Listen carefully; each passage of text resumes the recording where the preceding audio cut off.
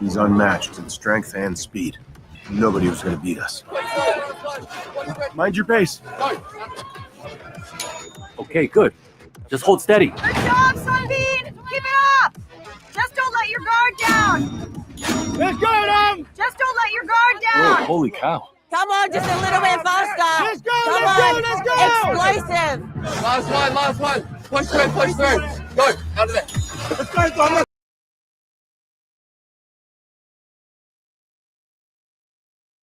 Ladies and gentlemen, boys and girls, and sports fanatics all over the world, it is AUSSIEVERSE, and we are back, baby. Proudly sponsored by Comic Bookaroo. We have a very special guest here today. His name is Dom Tomato. If you don't know who he is, are you living under a rock? We'll be right back in just a sec.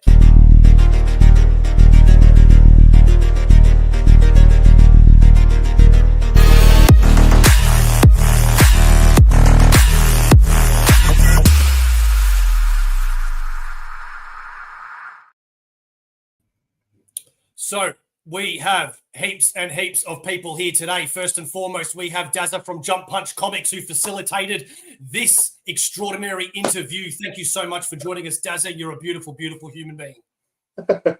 I know, but yeah, you can keep telling me. And modest. And the man of the hour, Mr. Dom Tomato, thank you so much for joining us. No worries, guys. Thank you for having me. Welcome. Welcome, mate. All right, Dazza, take it away, my friend. Well, I wanted to introduce this. Like, the funny thing about reaching out to Dom to start with is that I drew a comic book, co-created a comic book called Jump Punch, and our lead character is a parkour expert. I'd been hanging to watch Physical Asia, since the ads first came out. And when I saw Dom come onto the show, I'm grinning ear to ear immediately because I'm like, this is a real life Joe. And then it was on to me pestering him online, and he's like, well, if you can beat me in a parkour race across the rooftops of Sydney, we can go ahead. I did that, and here we are. So Yeah, he's pretty good. He's pretty quick. Yeah. You wouldn't think that he is, but he's pretty deceiving like that. Yep. No, really appreciate it, Dom. Like, I mean, yeah, thanks for being such an awesome sport, and like responding to the artwork I put online and responding to the requests and everything. Really appreciate it. So fantastic. Yeah, man. I mean, as a contestant on the show and a fan of the show, I didn't expect the response to be so huge. And with all the things like your artworks and the positive responses that were coming in, I'm just like absolutely blown away. And because I've been on Instagram my whole career, it's been exactly what I do. I'm really like tapped into all the media that's coming out, and I'm really on top of all the posts that are coming through. So getting a bit of reputation for being chronically online, but it's my job. Well, you're going against the grain of being also highly active and also chronically online, so there's a good balance there, you know. Like, yeah, it's usually the travel times between the active that, you know, that's how I get my online time in, is during my travel times. Right. I still don't drive. I don't have a license, so a lot of time to sit and I trust my legs more than I trust vehicles, really, at the end of the day. So for those that are unaware, as well as chatting here with Dom, Dazza is also doing a sketch that is going to be, all the proceeds are going towards the National Breast Cancer Foundation. So we're leaning towards Spidey as the theme tonight. Spidey's like what started my whole journey into comics and what's like the inspiration for creation of Joe and Jump Punch. So we're doing a full detail pencil sketch of Spidey that I will ink and color also. So whoever wins the bid on this will get a full penciled image along with a printed inked and colored version as well. And yeah, we'll also have some digital comics of Jump Punch up for grabs as well, where we'll donate a portion to the charity as well. We want to kind of make a big splash with this, but yeah, so I'll give you some updates as we go through the stream, but let's start pestering Dom with questions. Yeah, beauty. First of all, what's the starting bid, Daz? Oh, I don't know. Who's keen on a fresh original pencil drawing? Surely we can start at 10. I reckon 10. Come on, surely at least 10. All right, we'll start it at $10, and it's going to be running until Sunday night. Stay tuned for AUSSIEVERSE on Instagram to find out who wins. It will be closing this Sunday night at 8 p.m. Melbourne time. So last bid on the Dom interview post that we have recently put up yesterday. You can bid under that and also bid tonight as well. Dom, if you don't mind, guys, I'm going to ask the first question. Dom, for people new to your work, how do you describe what it is that you do? I mean, in layman's terms, I basically jump on and off things, and that is somehow a career. I somehow unlocked touching bricks with my extremities as a career. But really, parkour is about learning to use your body. It's about being strong to be useful. It has like a lot of kind of history or basis in martial arts foundations, and the ethos is quite similar to that. But then at the same time, it is a street sport that you see many people taking out in different cities and exploring the architecture and the environment in a different way. I think there's an element of self-expression that's really important and really encouraged within the sport. But overall, it is just fundamentally learning how to overcome obstacles with your body. Fantastic. We have a starting bid right here, $10 KJB. Good work. Let's go. Good, mate. Thank you. Well done. So, Dom, obviously with parkour, there was a bit of an explosion there for a while. Has it sort of remained consistent, or is it still like a growing sport? I think there was that initial burst in the early 2000s, right around when I started. We had Casino Royale, we had the BBC documentaries Jump London, Jump Britain that came out in succession. And there was a lot of wind with YouTube being created and people being able to upload these videos to the internet. And suddenly there was this little community that was happening from the forums all the way through into YouTube and the main media that really gave us a big push. There was a really quite a long period of time, I would say, till 2014, 2015, where things were really on that up before we started to see it plateau in the amount of athletes that were doing it and also the turnover of the original and older athletes that were doing it. I mean, if you're doing it, 5-7 days a week, as much as you can, hanging out with your friends every day, it stunts you from then being able to get a job or, create an income if you're just doing it that way. So we see a lot of people who get to their mid-20s, they've had a good run, they've enjoyed the journey, and then decide to, take some steps into real life, which I think is very important. But so for a while, we saw a plateau there. And then in 2019 to 2021, there was like another spike that was happening. But as COVID kind of hit end of 2020 and into 2021, things were a little bit, interestingly enough, like in the community and the amount of people practicing, we were less, but the connectivity online and the response to anyone who was doing anything online was huge because I guess so many more people were doing it observedly than they were actively. But one of those things where now we're seeing since post-COVID, a lot more connectiveness, a lot more structure, and a lot more infrastructure in the parkour world and industry. And we are seeing like a consistent growth in the sport with numbers that are participating, but also just, federations and different bodies that are invested in the sport.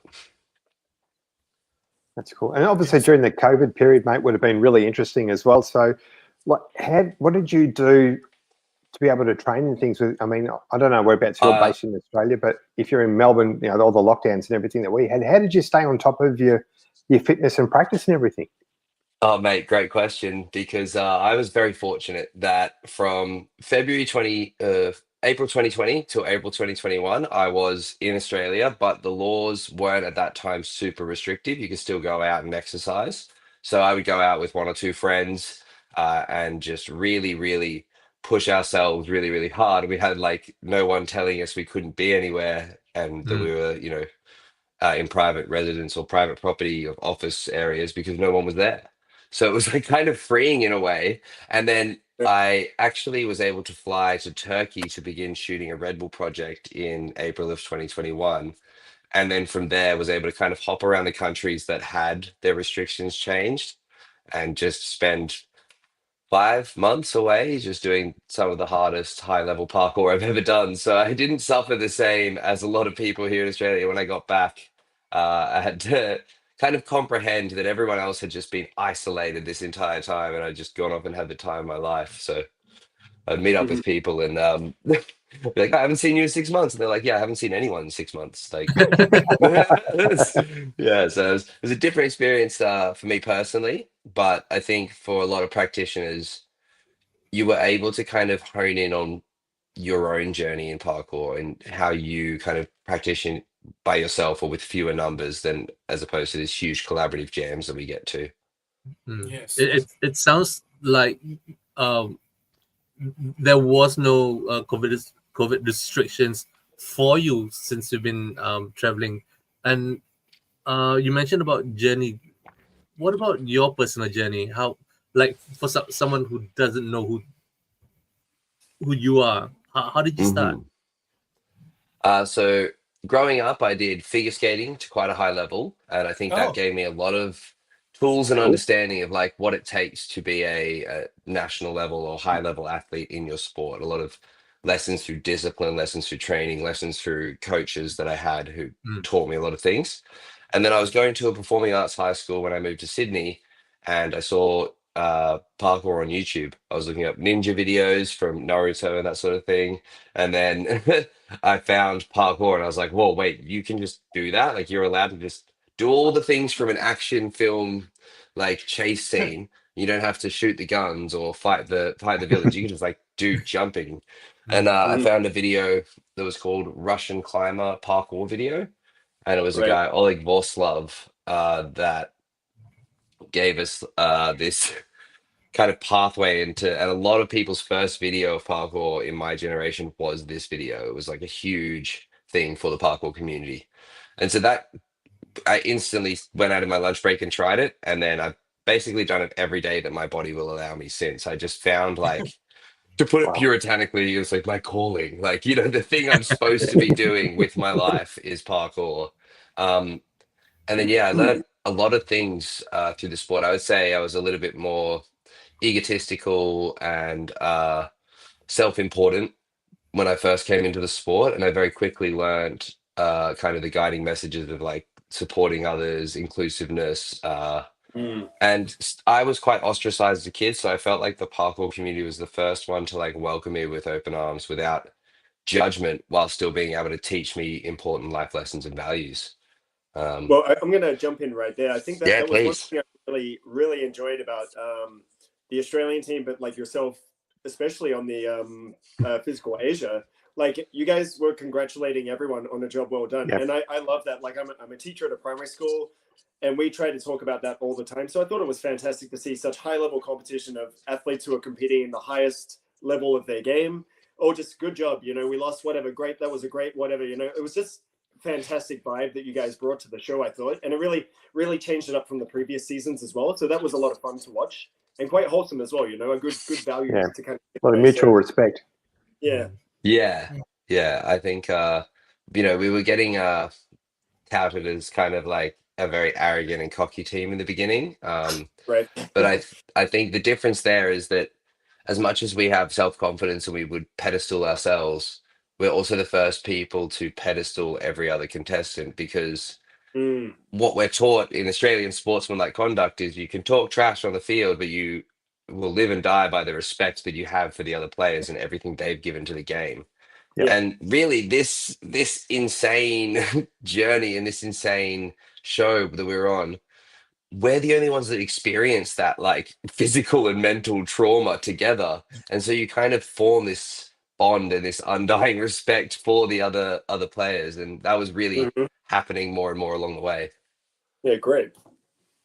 So for those that don't know, Dom actually has his own YouTube channel as well. The link is in the description. Go check that out because it has a lot of really, really cool stuff all about himself and parkour. And on top of that, you can also go check him out on his own Instagram channel. It is right here at Dom Tomato as well, where it also has, I mean, just look at that thumbnail. Where is he going? Look at that little dot. You do have a big social media presence here. Get Cliff says, turned into all confidence with no arrogance. Couldn't ask for a better bloke to represent the Australian spirit. That's good. Thank you so much. Thank you. And Dom Yeah. was a pirate in physical Asia. I think that's a compliment. It may be referring to me stealing the ship, the crates in the shipwreck quest. I did cop quite a bit of hate for that, but it wasn't against the rules. It was just like the interesting thing, and the show doesn't quite play this out in the editing as much, but both Soichi and I would have been finished all of the crates. Like we were some of the only teams to finish all of the crates with 6 minutes to go. So we've been going back and forward for 14 minutes so consistently. I managed to be 2 boxes ahead of Soichi, and that's when I got there. I looked at the clock. There was 6 minutes left. And so I was either supposed to stand there and be like, cool, guys, keep loading those bags. Or if I saw more crates that were on the field, take their crates. I mean, they're not theirs, but actually, guys, if you could take the crates that happen to be on Japan's side, but are actually I'm not going to yell that. That's too many words. Just get really specific with it. But that's, yeah. You know what? I don't mind. I think the way it plays out in the end is fun. I love that. I was grinning at that moment when he's like, take those ones too. I was like, yes, do it. You know, I was like, that's awesome. I think there is sorry, I was going to say there's just a cultural difference between some of the different countries and how it's perceived. I think in Australia, it's good game strategy. Possibly in other countries, it's not considered as so. And just understanding that once you've been on the show is a really interesting experience as well. Sure. For those that have just jumped in, Dazza, is still drawing his Spider-Man sketch. For those that have seen AUSSIEVERSE before, you know his sketches are absolutely insane. And right now it is going for $10 with KJV. See if we can up that. So let's get it up there, guys. The highest. What's the highest one we've gotten before, Dazza? 150? 150. USD was the 150 USD. Damn. I'm sure we can beat that. Come on, chat. Let's beat that. Let's get it up there. All proceeds are going towards the National Breast Cancer Foundation as well. And we post internationally, so that's consider that too. Yes, if you're tuning in from overseas, you're very much welcome to bid as well. Somebody from AUSSIEVERSE just put $20. I don't know is that you, Steve? Yeah, of course. Hey. Okay. All right. So I'll update that then. While I update that, please let us know, Dom, you're known for going big, really big. How do you calculate risk when you're about to attempt something absolutely insane? Yeah, I mean, I think it's an interesting topic, really, because I would say I have a very high tolerance to risk, but that's through years and years and years of practicing the same skill for a very long time. And I do consider fear and risk to be like a skill that you can learn. That risk management and tolerance doesn't just happen. You know, you can be a confident person and still be very terrified of what the consequences of something are. I mean, that's probably the more logical pathway, really, is to actually be worried about consequence, which I don't seem to suffer from as much, weirdly, but that's just been my personality since I can remember.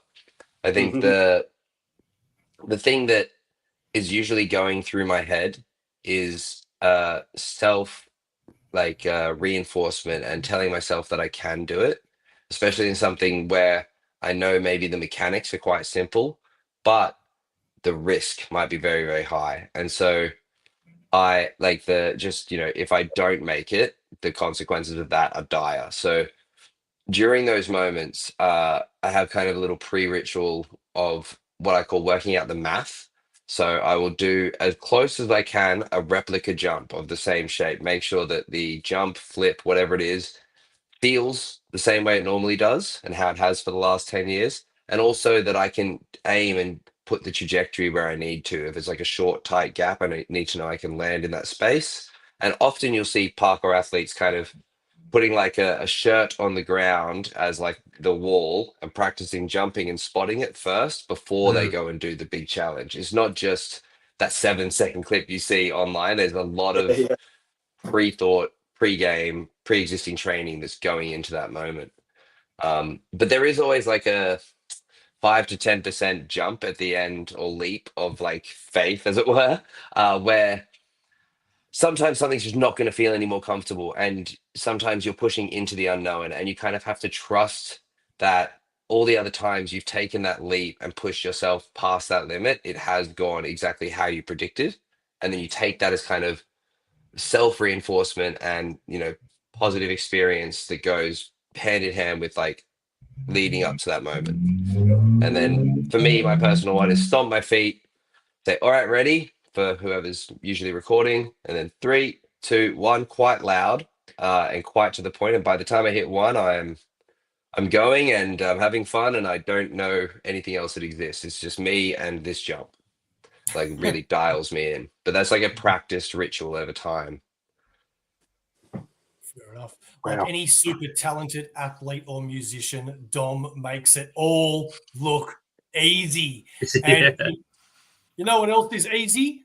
Joining AUSSIEVERSE's memberships. These are the people that support AUSSIEVERSE each and every single month. If you want to get some perks, if you want to join an Instagram chat, get some free stuff, join AUSSIEVERSE now by clicking the link in the description. Otherwise, the best way to support AUSSIEVERSE is simply by subscribing to the channel, liking the videos, and commenting.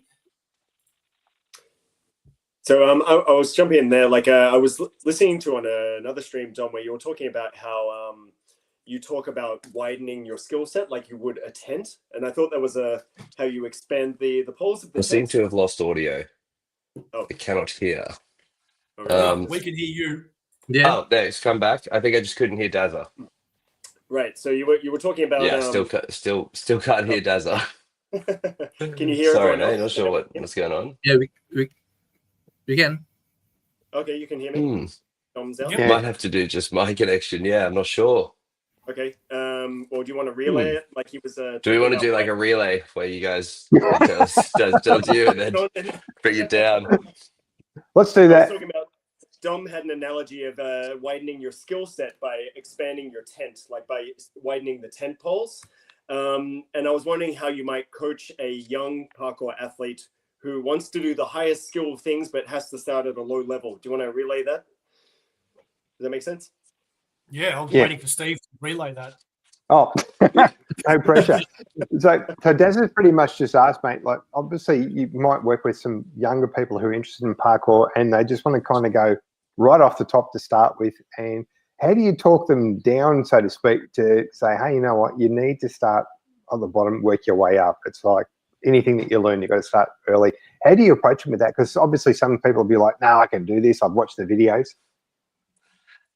It's actually a less common problem than you would think. The thing is, it's really hard to fake or like just go up to that ledge and jump without any training. It really like your mind completely stops you from doing that thing.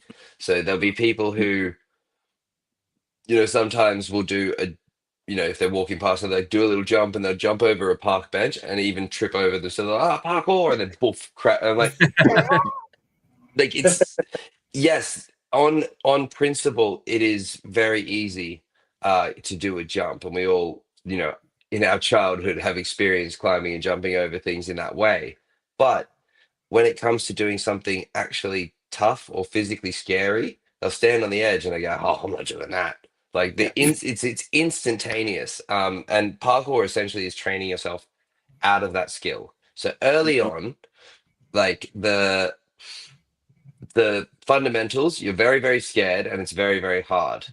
And by the time people usually get to a level where they are comfortable to send outside of their comfort zone, then they're not like in a position where it's all new to them and they don't understand. And you can kind of have that conversation of like, okay, now that we're here, let's progress these things properly, because you've seen in your experience so far that it is terrifying and it does take a lot of like physical and mental work to get to this middle period. And then by the time they get to the middle period, the talking down is a lot easier because they've experienced enough to know, oh, I could break my leg if I do this wrong. Like, I think I've done it for such a long time that the human body is nowhere near, my human body is nowhere near as fragile. And I know all the ins and outs of falling over, where I'm going to be in space, proprioception. But generally speaking, the human bodies can be very fragile, and especially if they haven't trained in landing, jumping, falling, just as a skill,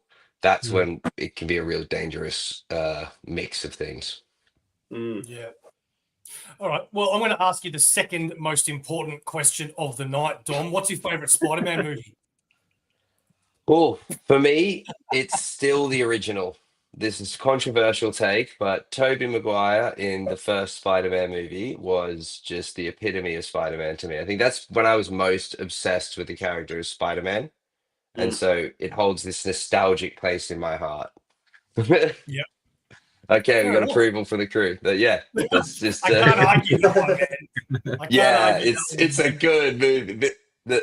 This one, fly. Like it's just he just nails that Shazam! the whole it's just and I think because at that time as well, if you think about the landscape of comic book movies, that was so early in the game. There were so few, so like rare that all of the things that we love about modern comic book films weren't tropes at that stage. They were fresh, they were new ideas. And I think, that's why for me it was so iconic, is because at the time I hadn't seen anything like it.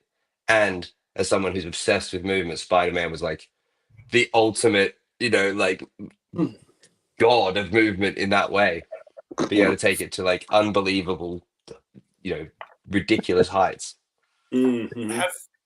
Have you also, I'm sure this is a yes, but have you also seen that clip that I have to watch like at least once a month? Because whenever I'm really depressed, I just put that on and it makes me so happy. The Office parkour skit bit, right? Like, I don't know about you, man, but like that's one of the best things I've ever seen in my life. I just love that.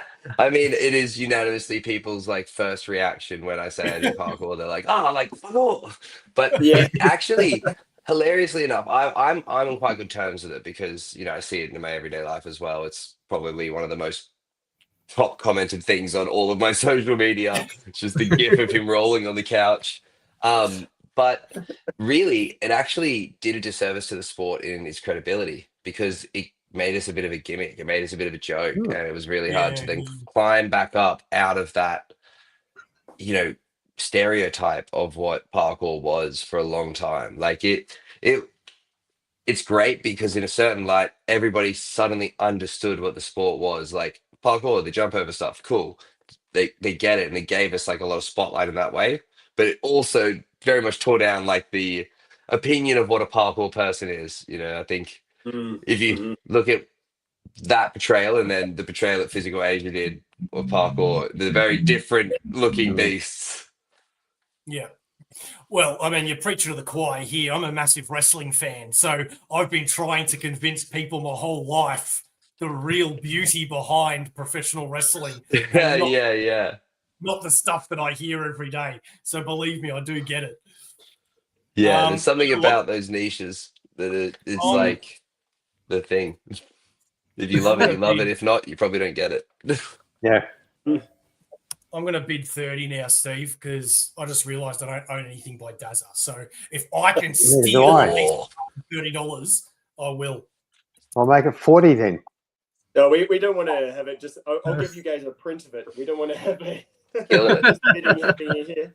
I'll do 150 on it. Well, Steve said 40, so he's in the lead now. Okay. The race is on. It's a pissing contest. What's something people don't realize about filming parkour content?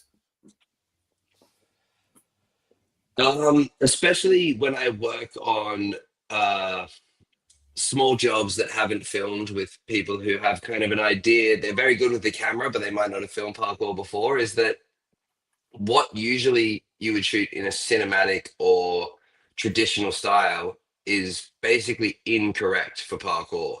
Because with parkour and shooting it for real, the biggest thing you actually want to show is information. The angle might not be the most flattering or it might not be the most visually engaging, but what I found the biggest response, if you want to translate what you're doing to an audience, you want to show them the details, whether that be a sketchy takeoff or showing the full height of it from a side profile as opposed to necessarily like a wide angle underneath. The Mm. most common thing I hear is I'll go to a job and they're like, "Oh, so I'm going to stand on the floor and then you can like flip over me." I'm like, what? What is that going to tell anyone? My head's going to go past the camera, and then that's like. And sometimes I lay on the floor and be like, "Can you do it on the floor?" I'm like, "Yes, but you're not going to get what you think you're going to get out of that. It's not going to be some hero shot of like them jumping. And even from that, even if you are super far underneath and shooting up under a jump, you're only going to get the moment that they take off and then when they're in the air. You're not going to get the information of them doing the run up and the landing and why it's actually terrifying. So, biggest tip I can give to parkour, anyone who wants to shoot parkour, shoot it from slightly above and show all the information underneath as much as possible. Mm. We have a question here from user Dom. How are your joints surviving the stunts that you do? I mean, everybody told me that my knees, hey, come on, Maddie. Everyone told me my knees were going to be blown out by the time I was 30, and they were wrong. It's my ankles. I just came off 3 months of 3 months of recovering out of double ankle surgery, where I had an arthroscopy, and they went in and sawed off bone spurs that have been growing to protect my joints over years, and now I have like cactuses for ankles. Like they're not. It's not just like I have a bone spur. I have like 17, 24, I don't know, in each ankle. Like it's just not great, to be honest. And I don't think parkour inherently does that to you. I don't think that's like something that the sport provocates. I've heard of far and few between, and often high level athletes that are like pushing themselves in terms of impact and like, top level of the sport. Then they start to receive like, potential microfractures that can lead into more. But if you're using parkour as an exercise type or as a hobby, it's fairly rare that you're going to experience the same amount of joint trauma that someone at the high end, just like any other professional sport. It's like rugby. If you play rugby on the weekends, it's nowhere near the same injuries and level that the guys who are playing full time all season are receiving. It's just there's a sliding scale. I actually think for the most part, parkour is very good for your body, but my joints are also like quite naturally big and robust. I have big hands, big thick wrists. Like my joints are bigger than my muscles, which is crazy. Um, but that sort of like bigger build and like I guess more substantial joints has given me an edge in the sport where I've been able to be a lot more durable and probably take a lot more hits than the regular athlete. And in parkour, the body type is usually a little bit smaller. So there's just kind of everyone's different journey through the sport will give them different advantages and disadvantages. Mine is that I can smack my body into the ground and somehow be fine. I've noticed Sharif has the same issue. So fair enough. Yeah. No, mine's the other way around. joints smaller than what's. You got huge muscles, you just got tiny joints. So, Dom, aside from training with your parkour and gym work and stuff like that, what sort of other things do you do to keep your flexibility up, for instance? Well, so as I said earlier, I grew up doing figure skating. And from a young age, I was able to do the splits, able to kind of be in quite good range of motion with sitting reach, hip flexibility, and even just being strong in those ranges of motion. And so as an adult, or even as a teenager, I just continued stretching because I was always doing some sort of sport. Mm-hmm. And so I have, a set of like 5 to 10 stretches that I would do now every 2 days. When I was dancing every day, when I started parkour, there was times where I'd be really intentional about it, and sometimes when I wasn't, when I was just lost in everything and jumping around a lot. But every time I would stretch after like, maybe not 1 or 2 weeks of not stretching, you'd be like, oh, this is the best thing ever. Why have I not been doing this the whole time? Like it's kind of this constant reinforcement for me that I don't know scientifically if stretching is the answer for every single person. Like I think everyone should try and remain as mobile as possible, and that can really be assisted through stretching. Yep. But at the end of the day, I think it's just been something that's so constant in my life, and that I was able to maintain from an early stage, as opposed to going through kind of this progressional journey with it. It's always just touching base and being like, this is good for me. Mm-hmm. Dom, this is from Matt. Your video of your recovery and first backflip back was awesome. For me, your stunts are great, but are eclipsed by your courage and determination. Thank you. That's very, very kind. I haven't made a YouTube video in a long time, and that was the first one back after a couple of months, right? You know, I filmed it 30 days after the surgery and then spent a month kind of pussyfooting around and polishing it. I just, you know, I think it's hard when you go through an injury to yearn to want to make content that revolves around your body, and revolves around your performance as an athlete. I think sometimes I can have a bit of a crisis of identity when I get injured. I've done it multiple times, and still every time it's you put so much weight on your athletic performance and how you are level wise within your peer group and your own perceived level. But every time that happens, I feel like I gain a more healthy relationship with the sport and really go back to originally why I started doing it. I like jumping on things. You know, if I could only do lazy vaults over walls with my friends for the rest of my life, I would do it. You know, it's just I like doing it at its core. And for me, it's a really like meditative, positive gratification and healthy activity for the most part until I get to the high level and then somehow make it unhealthy. So how good are you at the floor is lava? Unbeatable, mate. That's my game. I'd love to see that. If you could change one thing though about the parkour world, what would it be? I would take it from being a niche into being something that is like fundamentally taught in schools, in curriculums.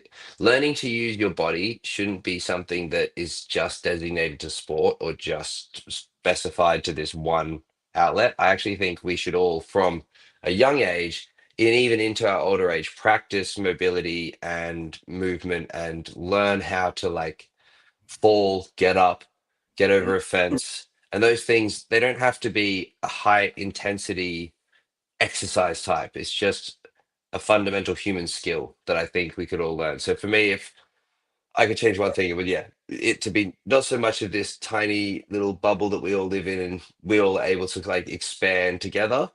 But I would have it already be this huge bubble that the world is all involved in, and we're contributing to learning about the skills and techniques involved with using our human body for whatever that may be. Because I think the base in parkour can be so powerful to take you into other sports and other avenues as you get older.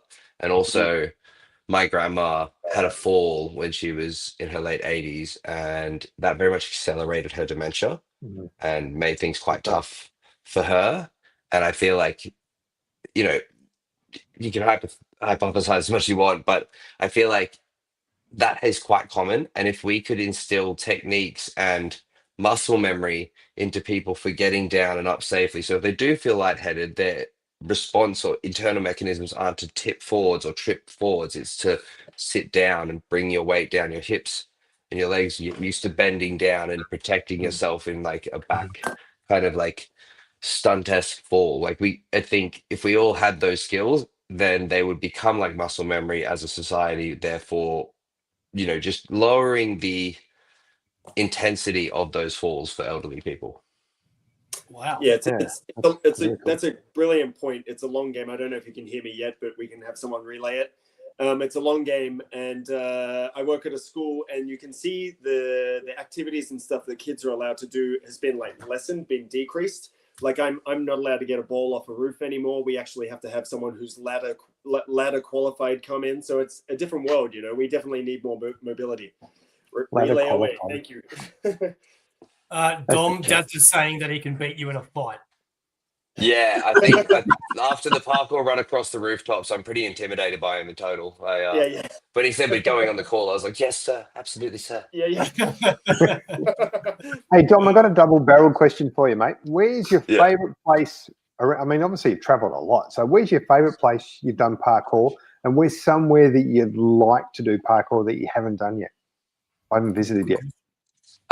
So the place if we're going really specific, there's the Santorini, Greece, the island. I think I want to say Ia. I'm probably butchering the pronunciation. Oh yeah, but that is like a 5 kilometer squared, just plethora of spots that go like down the side of the island, and there's just really nothing else visually quite as stunning, and feels like you're really living that parkour life where you can travel from work to friends to the bar all on rooftops. But my favorite city to do it is like favorite country to do it in is the UK. I actually think the townships around the north and south of the UK have some of the best architecture in the world, and the community is the most fleshed out, the strongest, and some of the most technically proficient athletes I know come from the UK. Hmm. So I've made a lot of good friends there, and every time I'm there, I feel like my parkour skills are buffed by like 20-30% for some reason. Dazza, how is that drawing going? That's right. Yeah, We I'll have a are look. drawing a live sketch. Boy, it's looking good. That's awesome, Dad. There'll be So detailed. There'll be sorry, he's meant to be upside down. There'll be a cityscape in the background and stuff. Whoops. I'll put like a little bit of a city thing in there and stuff as well. But yeah, looking good. And That's looking awesome, mate. For those that aren't sure what Daz's work is like, you can go check out Jump Punch Comics on many different platforms, whether it be Instagram, Facebook, or whatever. But if you do go to his Etsy store here, you can also buy volume number 1, the complete edition, for only just a little bit more than $13. Yes, And, I've read it, and I can testify it's well worth the investment. So entertaining. And if you do parkour at all, it's really nice to see parkour in this medium. We don't have a lot of heroes that are specifically related to the sport, and I've really got really excited reading about just the way that it's utilized and the way that it showcases the sport in comic book form, in somewhat of like a hero format as well. Dom, I agree about recovery. I had a bad back injury years ago. They told me I wouldn't be able to walk. Thank God I'm still able to walk today. Overcoming an injury isn't simply a physical endeavor. Yes, spot on. Absolutely. Yeah, I think the positive mindset that you can create around recovery is super integral to it being successful. There's a lot of people that can get trapped emotionally from the fallout of something like an injury, and that's totally natural. That is a human response. I think that's not any lesser than, it's just another reaction that people have. But I think, like I said before, the aspect of fear and skill can also relate to that, and building those things up over time can be really, really integral to just getting past the situation that you're in. And if that's related to an injury, and you need to kind of not just go through the discipline of the physicality but the trials of the mentality, that can also be applied to so many other factors of life. Stressful situations, emotional situations, be that in a relationship or self-confidence with your friends, or different environments that you get stuck into. I think really learning to put strategies in place for you to be able to at least move forwards and try to see that there is a light at the end of the tunnel in most situations is really important. Yeah. So where do you 100%. see the movement culture heading in the next 10 years? I think we're in a really interesting stage where parkour is kind of now expanding into these multiple olive branches. We're not just having parkour, which is A to B efficient movement, and free running, which is freestyle flipping, added into that. It's more that parkour has become this umbrella for contemporary style movement and artistic expression with obstacles. And then you have these guys who are doing really, really high level tricks and pushing the sport in its rotation and twisting them out and taking it, like capping the level consistently there.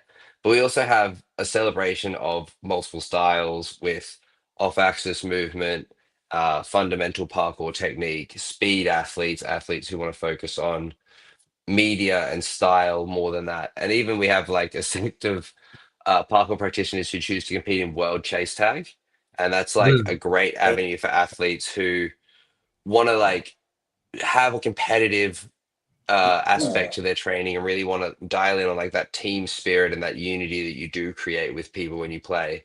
That's like another avenue that parkour is becoming as well. So it's an exciting time because it feels very expansive. It feels like it's all happening, and everyone who's involved in those different things is somehow still connected across the board. Do you want to drop in a mention? There's a film production studio called 87 North. Dom's probably heard of it, but they're a big promoter of physical live action fight scenes that have a parkour element. One of you guys talk about that? 87 North is the film production studio. 87 North Film Production. He wants you to talk about that. Do you know who they are?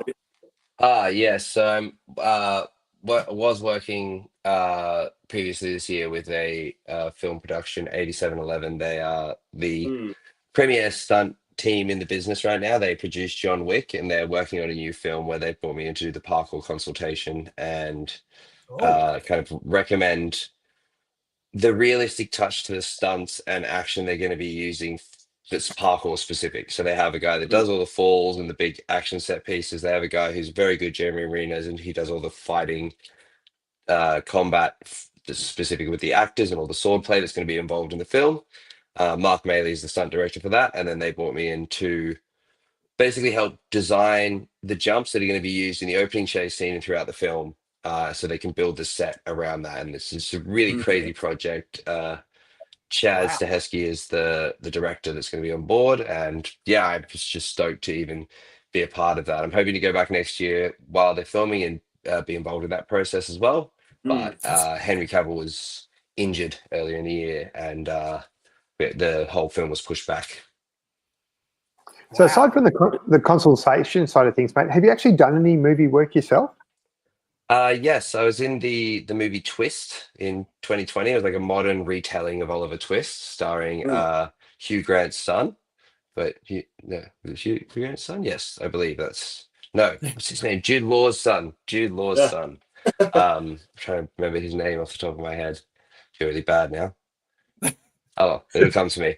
But yeah, Jude Law's son was the main star, and it had Rita Ora, Michael Caine, and a bunch of other very high profile actors and actresses that were involved in the film across the board. So that was really fun. I did the opening chase scene, and then Cersei from Game of Thrones killed me. That's Dominic D. As you claim to Tommaso. fame. Yes. Dominic D. Tommaso. Yes, that's the correct full name. It's because my dad's friends are very Australian as well, and they were like, Dominic D. Tomato. Oh yeah, that makes D. Tommaso, D. Tomato. Yeah, you could. Stole the nickname from my dad. That's so cool, man. That is so amazing. So Australian. Very much. I know you very don't. much. I know you don't have that much more time left. So, guys, bid now. We are currently at $50 for this amazing sketch from Dazza. Closing bids will be this Sunday, 8 p.m. Go to Instagram, Aussieverse, and bid on that post when this show ends. I've just realised something, mate. We haven't actually mentioned what the charity is that we're doing it for. Yeah, at the start we briefly mentioned it, but we haven't And talked we about shared the why I page, chose Steve. it. I'm old, forget things. Don't mind me. Look at Pay that. attention. I should be in bed. Shut up. So, Dom, what's next for you? Any big projects or challenges coming up that you're allowed to talk about? Yeah, I am really focused right now on coming back from the ankle surgery. I'd say I'm like 80-90% there with capacity and how the endurance of things, and I'm 100% of the way there with what I can do. So all the top end skills, I can like hit my impacts pretty hard. I can smash through like difficult challenges again, but I do just pull up sore. And that's gotten less and less over the last 2 to 3 weeks, where I'm at the stage where I can almost train every single day again and not pull up sore. So it's like, that's been the main focus. And then going into 2026, I know that I will be doing a couple of Red Bull projects very early on in the year, hoping to go back for the filming of the project that I mentioned before with the big film.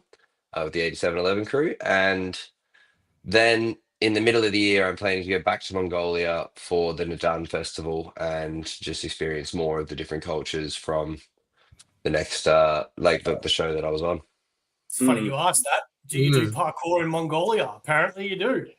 Yes, it was a very brief trip, but I managed to get a great session in with the local parkour community in Mongolia. They welcomed me with open arms, and it was a really like high energy, high intensity hour and a half. And I feel like they are much more of a united and strong community than I'd seen in a lot of different Asian countries. Parkour has sometimes got a tough time culturally getting over the line with it being a street sport, and you essentially loitering to do the sport is not necessarily seen in positive lights or is formed in different ways. And Parkour Mongolia had this really kind of true to the old school nature of parkour and this really nice jam mentality as we went there. So I'm hoping to go back in the summer during my trip there and spend multiple days getting to know them, going out in the streets and really seeing what the architecture can offer when it's not minus 21 degrees.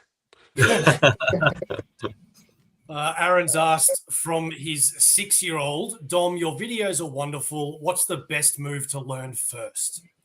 The best move you can learn in parkour, and I think it's not even first, but all time, is the roll. Being able to land and absorb impact into a rolling motion and disperse that momentum across the floor will give you so much awareness physically for being upside down. It will give you the ability to do higher and higher jumps, but also it's probably one of the most fun things in the world too. You're like, wee, wee. It's a good time.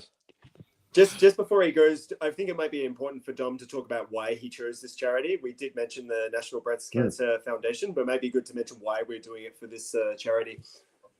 Okay, so he's asked why you chose this charity. Yes. So through my father's side of the family, we carry the genetic marker for breast cancer. We got the BRCA1 gene. I have it. My sister has it. My dad has it. His mother has it. His mother actually passed away 2 weeks before his wedding, and they were trying to get married within the time period of her to be able to see her first son get married. So it's been quite an emotional point in my family for a very long time. And my sister was currently she's had a child and now is currently at a higher risk and may have to have a mastectomy and those sorts of things due to the BRCA1 gene. And then now, because I carry the BRCA1 gene, my partner and I, if we want to have kids in the future, have to look into infertilization to have the best chance of not passing on that gene.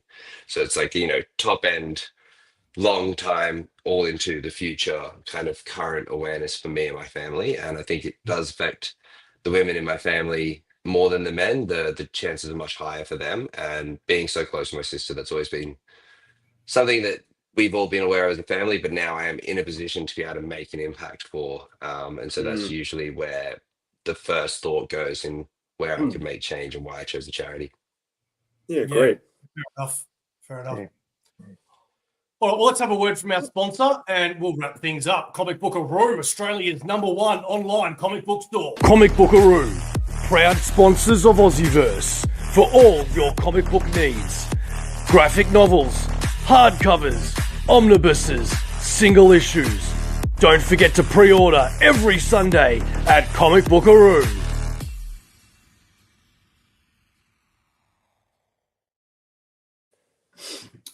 So, Dom, what's your collection look like?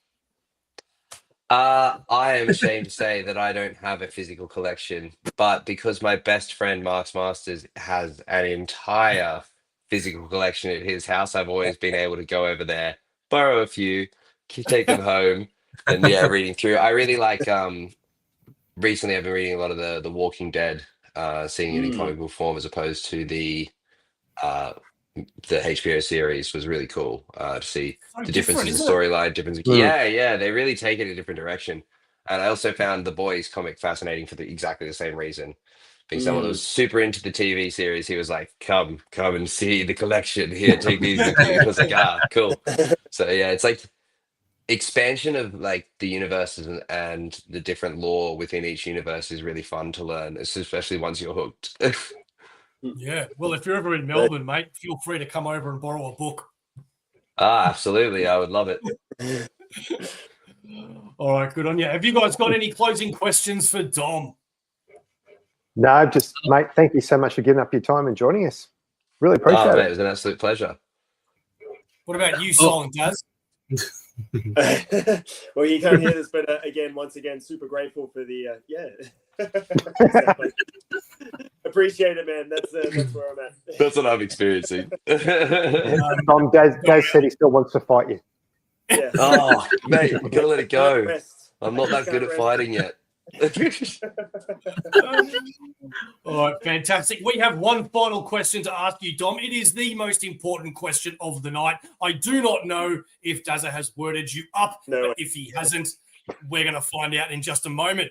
Mr. DT, would you please explain to us, if I said to you, what is Aussieverse? What would your answer be?